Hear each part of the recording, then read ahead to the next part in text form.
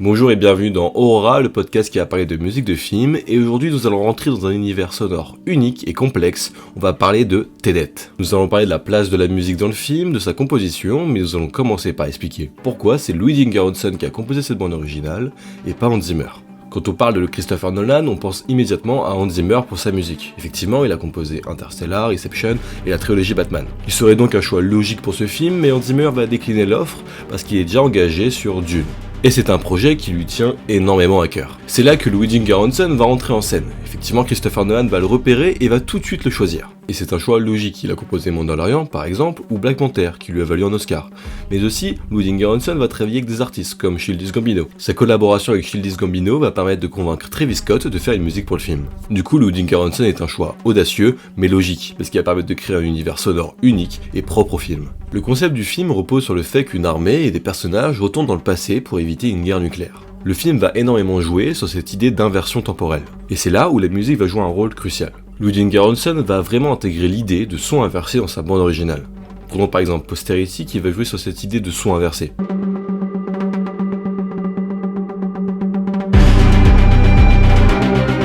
Les percussions claquent d'une manière non conventionnelle, donnant une impression de désorientation totale. Ces effets sonores uniques avec le style de Ludwig Göransson, c'est-à-dire des basses puissantes qui instaurent une tension palpable, rendent l'écoute vraiment immersive. Et quand vous regardez le film, cela vous plonge vraiment dedans, et c'est assez exceptionnel. Mais alors, quel instrument Ludwig Göransson a utilisé pour pouvoir repousser les limites de la musique ? Il a utilisé par exemple un synthétiseur modulaire pour créer des textures sonores uniques. Un métronome inversé pour pouvoir guider certaines parties de la composition en inverse, mais aussi il va énormément jouer sur des enregistrements qu'il a inversés. Effectivement, sa composition de base est remplie de piano, violon, etc.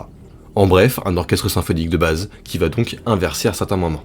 Il a utilisé aussi des sons de véritable usine pour créer une sorte de métal froissé martelant fortement. Dans le thème Track in Place, les rythmes martelés et répétitifs évoquent un compte à rebours frénétique symbolisant l'urgence et l'imminence d'un événement critique.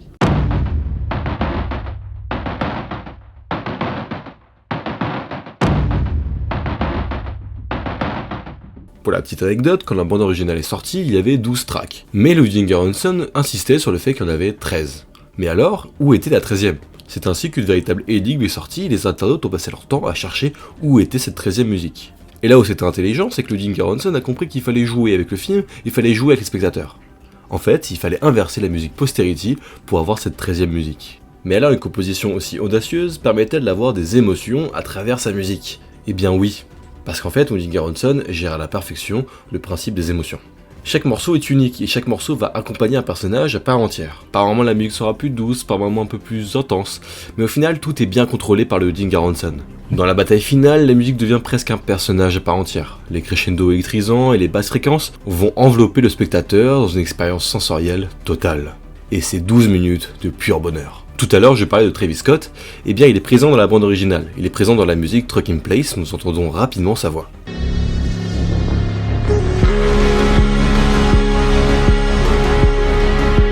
Mais pourquoi nous entendons cette musique ? Eh bien parce que cette musique est l'instrumental de sa musique The Plane, qui va jouer avec des sonorités futuristes et des paroles introspectives.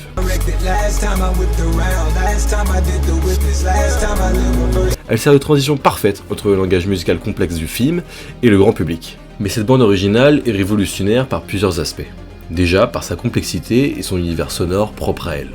Mais aussi parce qu'elle a une narration sonore qui est propre à elle. Chaque morceau est conçu pour refléter les enjeux et les thèmes du film, notamment l'inversion temporelle. Imaginez ce film sans cette musique, ça n'aurait pas du tout les mêmes saveurs. Ensuite, c'est la technologie avant-gardiste que Göransson va utiliser pour créer des sons qui défient les conventions habituelles de la musique de film.